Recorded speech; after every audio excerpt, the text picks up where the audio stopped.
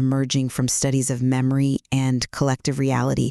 It's the claim that phenomena like the Mandela effect, these shared false memories, aren't just random glitches, but might actually be structural consequences engineered by the very architecture of our language. It's a fascinating proposal, yeah. It forces us to really re-examine our relationship with fundamental concepts like time and memory. Absolutely. And we're asking a fundamental question that comes directly from the source material. Does the sort of artificial linguistic separation of what seem to be unified neurological phenomena, specifically thinking about nostalgia and deja vu, does that cause collective reality distortions through something called hyperstition? Or does a language merely act as a powerful measurement tool, maybe just amplifying vulnerabilities already present in the brain's temporal recognition system? I'm going to argue that the structure of our language is the primary causal issue here. And I'll maintain that while language is undeniably a powerful accelerator, and yes, the vehicle for this collective reality aspect, the primary source of the instability actually resides fundamentally within underlying neural constraints. The probabilistic nature of memory reconstruction itself. Okay, well, let me try and establish the physical basis for my argument first. The core issue, as I see it, is this imposition of duality onto what is essentially unity. When we look at the brain activity tied to nostalgia and deja vu, there's extensive evidence showing they have this striking 70% overlap in activated brain regions. I mean, they share core networks involved in memory integration, temporal processing. It strongly suggests they belong to a single unified temporal recognition complex, or TRC. 70% is substantial, certainly. Yeah. It is, and language acts as what I'd call a crude categorical scalpel, forcing this singular, cohesive phenomenon into two separate, almost competing identities. You got the retrospective longing of nostalgia, and then the immediate recognition error of deja vu. So the brain is forced to manage a distinction that fundamentally, structurally, just doesn't seem to exist at its root level. And what's the immediate fallout from that forced distinction, in your view? Well, this forced categorization generates measurable linguistic neurological dissonance. We can actually see neural binding conflicts happening within this incredibly rapid window, like 100 to 200 milliseconds, in the left frontotemporal network. This happens when the brain tries to categorize the experience using these two separate terms. This clash happening almost instantly needed for systematic memory error. And my central point is that the mechanism of hyperstition then transforms this error into reality. The linguistic fiction functions causally to create these fictions made flesh, resulting in consensus false memories like, the classic Bearenstein Bears paradox. The language is the original construct building the collective delusion. That's a compelling, almost chilling way to frame it. However, while I see why you think that, I would argue that your focus on the 70% overlap kind of minimizes a critical neurobiological difference.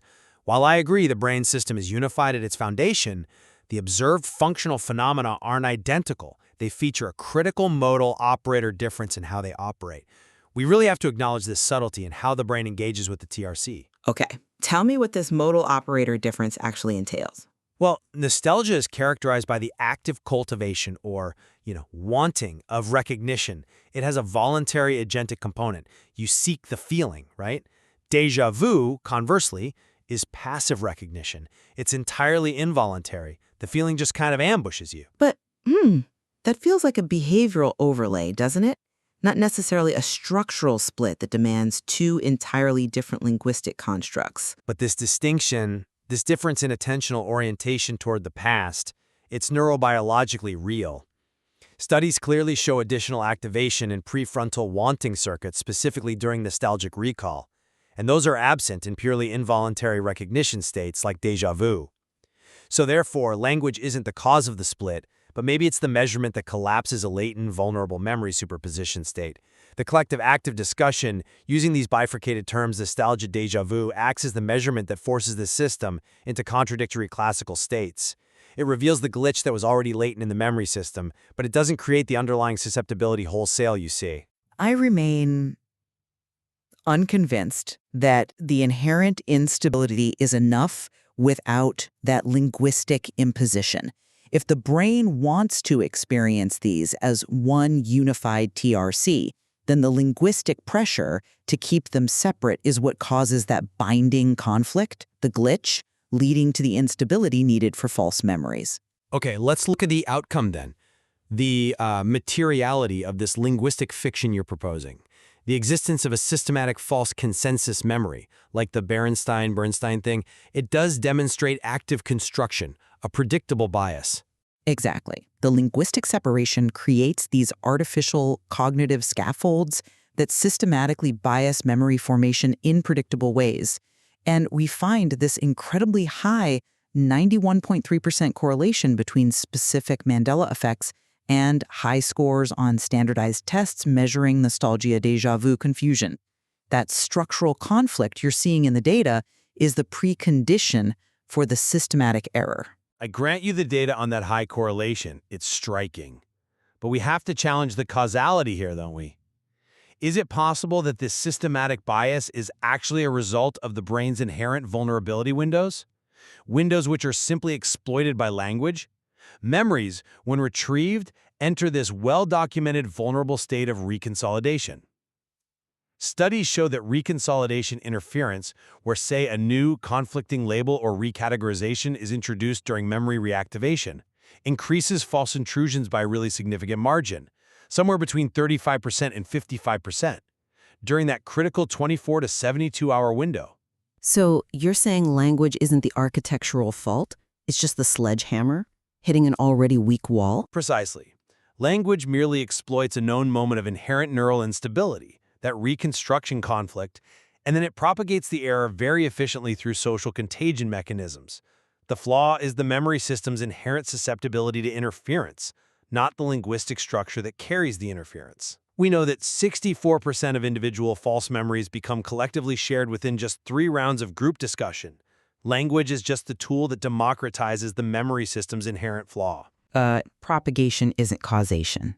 I'd still argue the linguistic structure provides the very blueprint for that systemic vulnerability in the first place.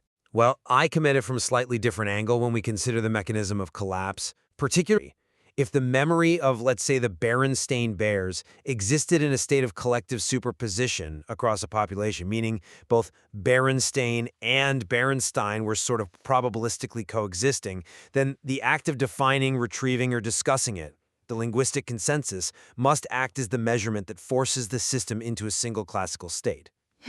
And that view finds some support in emerging work in quantum natural language processing.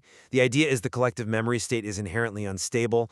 Language is the trigger, not the source of the instability. The glitch is latent until it's linguistically observed or measured by the community, so to speak. I'm still not quite convinced by that line of reasoning, because it seems to minimize the causal role of the fiction itself.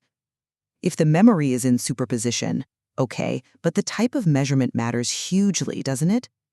The linguistic terms, nostalgia versus deja vu, themselves are the hyperstitional elements that bias the measurement towards a contradictory collapse. How so? Well, if the TRC were described by a unified term, as we see hints of in languages where concepts of temporal recognition are more integrated, maybe the measurement wouldn't shatter the neural unity.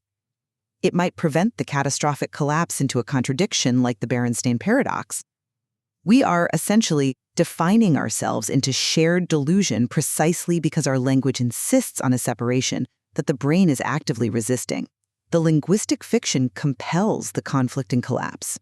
Okay, so for those maybe unfamiliar with your term there, could you elaborate just a bit on how a linguistic fiction, a term like nostalgia, possesses the causal agency you're attributing to hyperstition? Right. Hyperstition is basically the idea that a fiction, when it's sufficiently believed or crucially utilized, functions causally to bring itself into reality. The fiction here is the categorical necessity of separating two neurobiologically unified phenomena. By relentlessly imposing these separate terms, nostalgia, deja vu, onto the collective consciousness, we create an expectation within the system for two distinct memory channels where maybe only one fundamentally exists. This mandatory separation, this linguistic construct, forces the collective memory mechanism to fracture, to try and accommodate the linguistic expectation. The resulting collective memory error, the Bearenstein paradox, is just the symptom of the system trying to remedy the categorical rift we imposed with words. That is an elegant philosophical model, I'll give you that. But I think we can maybe reduce the core disagreement here by looking at intentionality. If we strip away the complex neurolinguistic models for a second, what are we actually left with in, say, the dictionary? Indeed. And linguistically, their definitions are essentially the same. I mean, if you look at Merriam-Webster, you find really strong semantic overlap.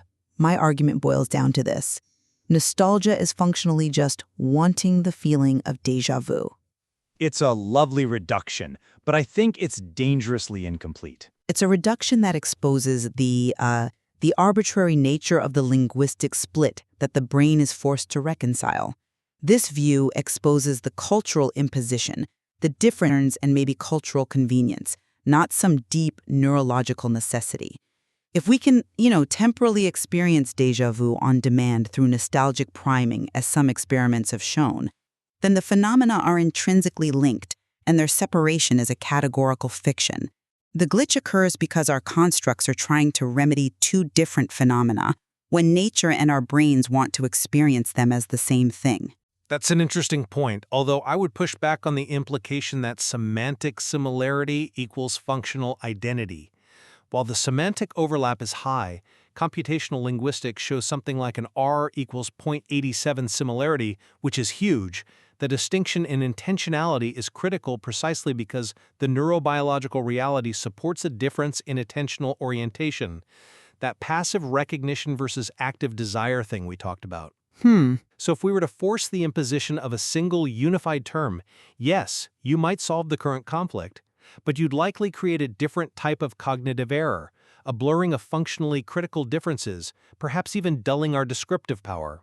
True reform, I think, requires understanding both the unified basis and the functional differentiation, not just forcing an arbitrary linguistic simplification to alleviate a memory glitch. So then the question becomes, how do we reform our fractured collective memory?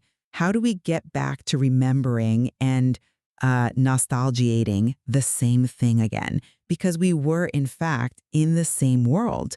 So our nostalgia and déjà vu should have the same congruency, shouldn't they?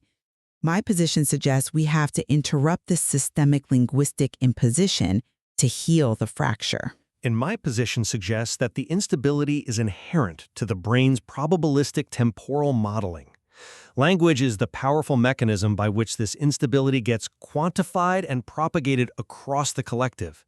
So the way to heal the fracture isn't necessarily to eliminate the words, but perhaps to fundamentally understand and stabilize the neural reconsolidation processes that are so easily influenced by linguistic interference. Well, we have shown, I believe, that the collective memory fracture is a measurable artifact of structural incompatibility.